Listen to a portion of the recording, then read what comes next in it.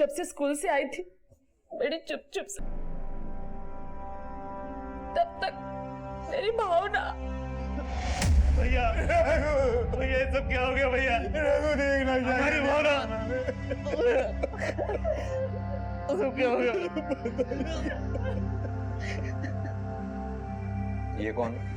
छोटा भाई है साहब मेरा ही।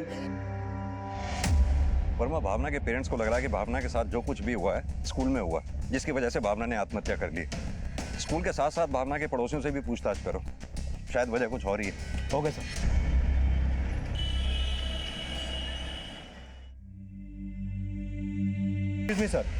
सर, भावना का पोस्टमार्टम कर रहे डॉक्टर से मेरी बात हुई। उन्होंने बताया कि भावना ने सिर्फ फिनाइल ही नहीं पिया, बल्कि उसकी मौत से करीब 2 घंटे पहले उसके साथ रेप भी किया गया। Yes sir. और सर, मेरी भावना के स्कूल टीचर से भी बात हुई। उनका कहना है कि भावना स्कूल से घर जाते वक्त काफी खुश थी। अगर भावना स्कूल से निकलते समय खुश थी तो इसका मतलब भावना के साथ जो कुछ भी हुआ है स्कूल से लेकर घर तक के रास्ते के बीच में हुआ।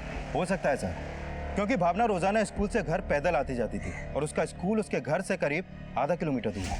वर्मा, एक काम करो, भावना के स्कूल से लेकर घर तक के रास्ते के बीच में सबसे पूछताछ करो, शायद किसी ने कुछ विटनेस किया हो। Okay sir.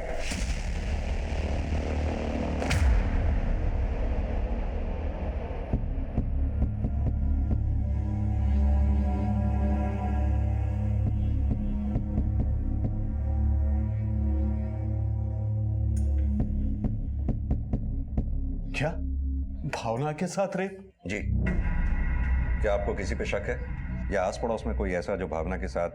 साहब हमारी समझ में तो कुछ नहीं आ रहा। अच्छा, एक बात बताइए, भावना के स्कूल से आने के बाद क्या कोई घर में आया था? सब भावना के चाचा के अलावा और कोई नहीं आया था। ये भावना का चाचा रघु आप लोगों के साथ रहता है? नहीं साहब, वो अलग रहता है। भावना की माँ के बयान से ऐसा लग रहा है कि भावना के साथ जो कुछ भी हुआ वो भावना के चाचा रघु की वजह से हुआ है, क्योंकि भावना के स्कूल से आने के बाद अचानक से वो घर आया और फिर अचानक से घर से चला भी गया। कि भावना के चाचा रघु के बारे में अच्छी तरह से पूछताछ करो। Okay sir.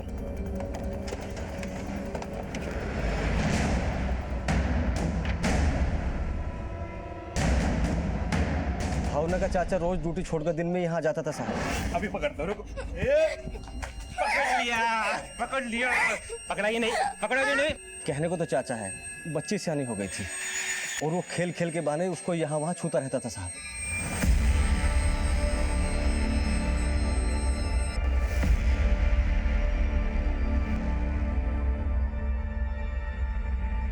सर, भावना का चाचा रघु हेलो कैब के लिए टैक्सी चलाता है।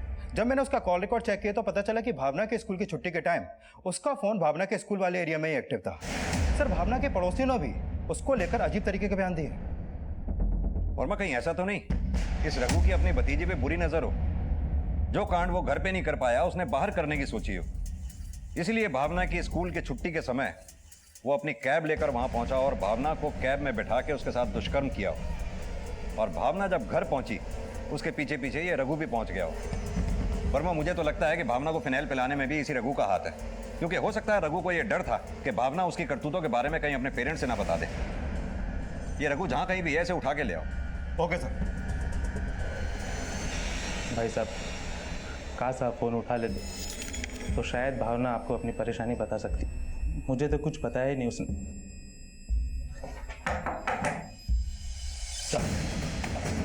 सर क्या हुआ? मेरे भाई को क्यों ले जा रहे हो? अरे साहब क्या हुआ? अरे साहब आखिर बताइए तो सही, आप मेरे भाई को लेकर क्यों जा रहे हो? हमें आपके भाई पर शक है, शायद इसी ने भावना का रेप किया। नहीं साहब, नहीं साहब।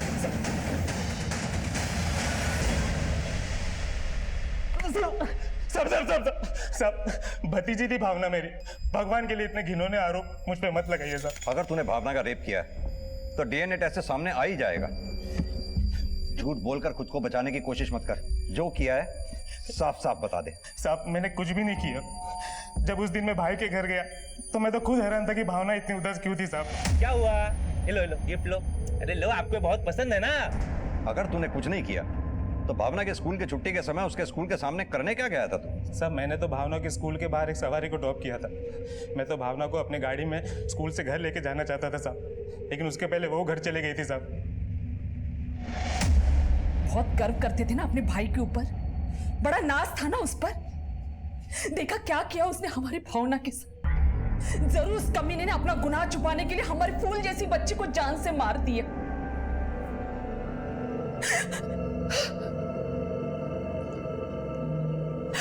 मेरी फूल जैसी बच्ची को मार दिया।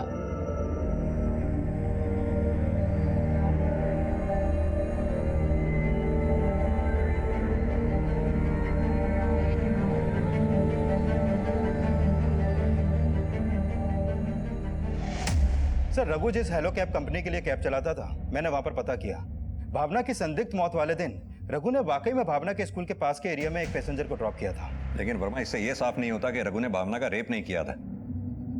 यस, रघु का डीएनए टेस्ट करवाओ। Yes sir. सर, भावना जिस स्कूल में पढ़ती थी उसके एक क्लासमेट के फादर आपसे मिलना चाहते हैं। बैठिए। कहिए, क्या कहना चाहते हैं आप? सर, मैं भावना के पास वाले मोहल्ले में रहता हूँ। पिछले 3-4 दिनों से मेरी बेटी आस्था काफ़ी गुमसुम सी रहती थी सर। स्कूल जाने से भी डरती थी।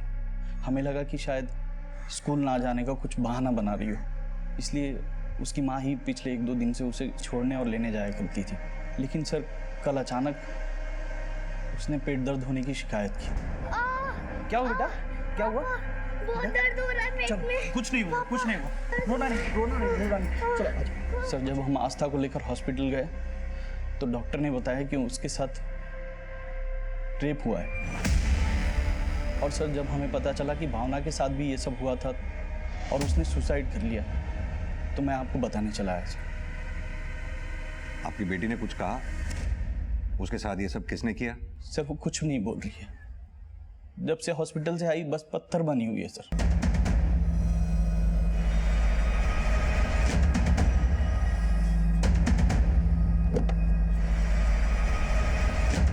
मैं इसका चेहरा क्लियर नहीं दिख रहा सर। वर्मा, इसकी फोटो भावना, आस्था और मेधा तीनों के पेरेंट्स को दिखाओ। शायद उनसे इसके बारे में कोई लीड मिले। इसकी फोटो सभी थानों में सर्कुलेट करवा दो। Okay sir.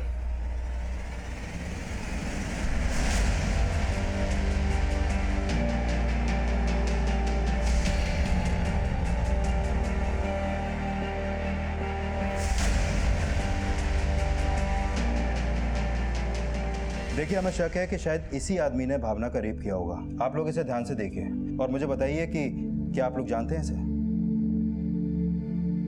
नहीं सर। तुम जानते हो इसे? स्टेशन से जुड़े केसेस के बारे में पता किया। सर, दिल्ली में स्कूल जाने वाली करीब 60 लड़कियों के साथ रेप और मॉलेस्टेशन के केस फाइल हुए, जिनमें उनको तभी शिकार बनाया गया जब वो स्कूल से घर जा रही थी। 60 केसेस? इन केसेस में कोई गिरफ्तारी हुई? नहीं सर, इन केसेस में अभी तक ये नहीं पता चल पाया है कि उन लड़कियों को मॉलेस्ट कौन करता था।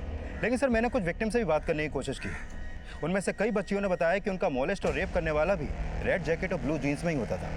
सर, मुझे तो लगता है कि ये कोई साइको ही है जिसका मोडस ऑपरेंडी भी सेम है, क्योंकि कई बच्चियों से बात करने में पता चला कि वो बच्चियों को गिफ्ट देकर उनको ये कहकर बहलाता है कि वो उनके पापा का दोस्त है।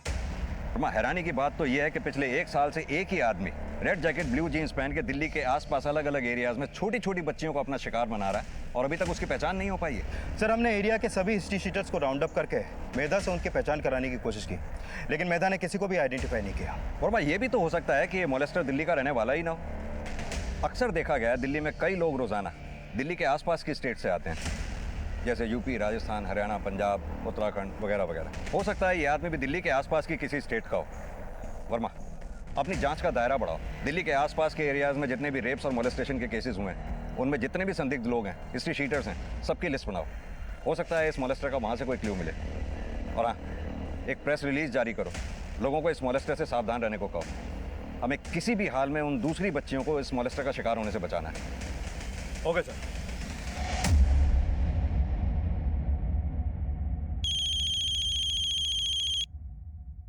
हाँ बोलो। त्रिलोकी, तुम कहाँ हो? अरे दुकान में हूँ, काम कर रहा हूँ। बोलो। क्या? साहब, माना कि मैं पुलिस से भाग रहा था, लेकिन हमने किसी का रेप नहीं किया साहब। ये ऐसे नहीं मानेंगे। इन सबका डीएनए टेस्ट करवाओ। ये मनिंदर शायद रुड़की में हो सकता है। अपने आदमियों से इसकी जल्दी जल्दी खबर निकलवाओ। इस पे उनके दस्तखत ले लेना। सर, रुड़की पुलिस से एक इन्फॉर्मेशन मिली है। 3 दिन पहले वहाँ एक स्कूल जाने वाली कृष्णा नाम की बच्ची के साथ रेप हुआ था, और जिस आदमी ने रेप किया उसने भी रेड जैकेट। गुप्ता जी, माना कि अवनी के पेरेंट्स ने केस फाइल करने से मना कर दिया, लेकिन वी नीड दैट मैन जिसने रुड़की में ही नहीं दिल्ली में भी कई बच्चियों को अपना शिकार बनाया। उसका फोटो भी हमारे पास कैप्चर हुआ था। आप पता लगाइए कि वो कौन था। जरूर सर। वर्मा, जिस दौरान भावना और आस्था का रेप हुआ और मेधा को मोलेस्ट किया गया, उस दौरान की रुड़की से लेकर दिल्ली तक के रास्ते के बीच में जितने भी रेलवे स्टेशन हैं, बस अड्डे हैं, सबका सीसीटीवी चेक करो। हो सकता है वो आदमी शायद वहां कैप्चर हुआ हो। Okay sir.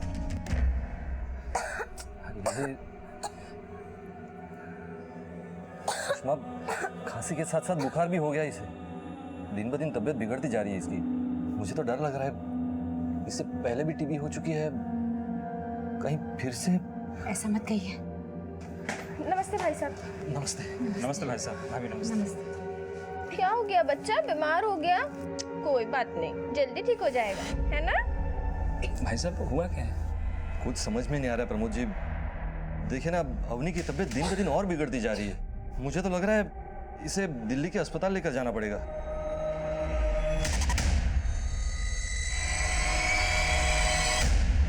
सर संतोष अजय और उसके आदमियों की डीएनए रिपोर्ट। सर इनके डीएनए भावना की बॉडी पर मिले डीएनए से मैच नहीं करते।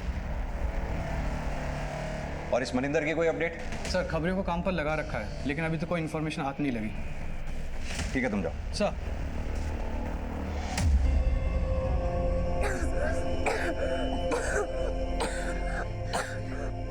मेरी बच्ची सुषमा, इसकी तबीयत बिगड़ती जा रही है। इसे दिल्ली के अस्पताल ले जाना ही पड़ेगा। वहां नहीं लेकर गए तो इसकी तबीयत और बिगड़ जाएगी। पिछली बार भी वहीं के इलाज से ठीक हुई थी ना। मैं उसे वहीं लेकर जाता हूँ। लेकिन आप अकेले क्यों? आप प्रमोद जी को साथ लेकर जाइए। प्रमोद जी को लेकर जाने की जरूरत नहीं। अभी निकल जाऊंगा तो टाइम पे पहुंच जाऊंगा। मेरी बात तो सुनिए आप। आजा आजा आजा आजा बेटा आजा। हम दिल्ली जाएंगे, दिल्ली के अस्पताल में सब ठीक हो जाएगा। हाँ, चिंता मत कर।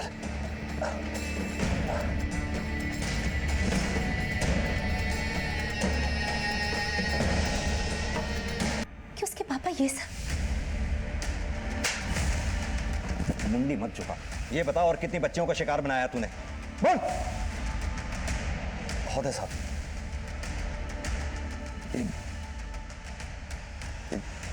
चाइल्ड पोर्न देख देख के बुद्धि खराब हो गई थी साहब मेरी।